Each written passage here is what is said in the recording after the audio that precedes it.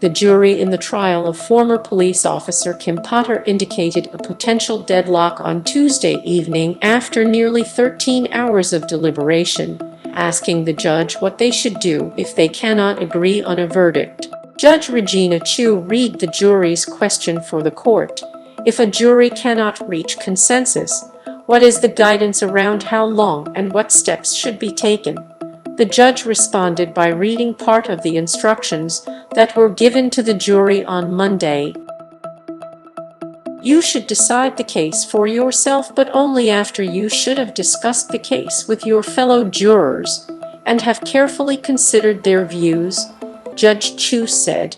You should not hesitate to re-examine your views and change your opinion if you become convinced they are erroneous.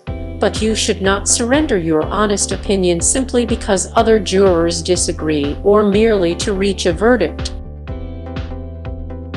Potter's defense attorneys objected to Judge Chu rereading the jury instructions, arguing that it would emphasize that aspect of the instructions over everything else. The judge overruled the objection. The jury, which consists of 9 white people, 2 Asian people, and 1 black person, deliberated for a little more than 5 hours on Monday after closing arguments. They have been deliberating for about 8 hours on Tuesday, as of 7 p.m. ET. Potter, a 26-year police veteran, shot and killed 20-year-old Daunte Wright in April when she mistook her handgun for her taser. She is charged with first- and second-degree manslaughter.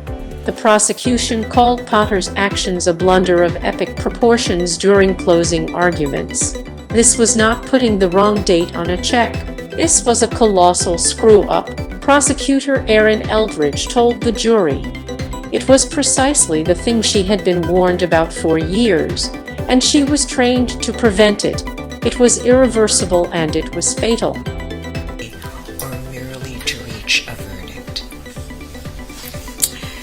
Your second question was, can the zip ties be removed from Exhibit 1? Potter's attorneys placed the blame on Wright for trying to get away from officers as they arrested him. On an outstanding weapons charge, Daunte Wright caused his own death. Unfortunately, defense attorney Earl Grace said, in the walk of life, nobody's perfect. Everybody makes mistakes. My gosh, a mistake is not a crime. It just isn't in our freedom-loving country. The jury also asked the judge Tuesday if they could remove zip ties so that they can hold Potter's gun. Potter's attorneys objected, but the judge granted the jury's request.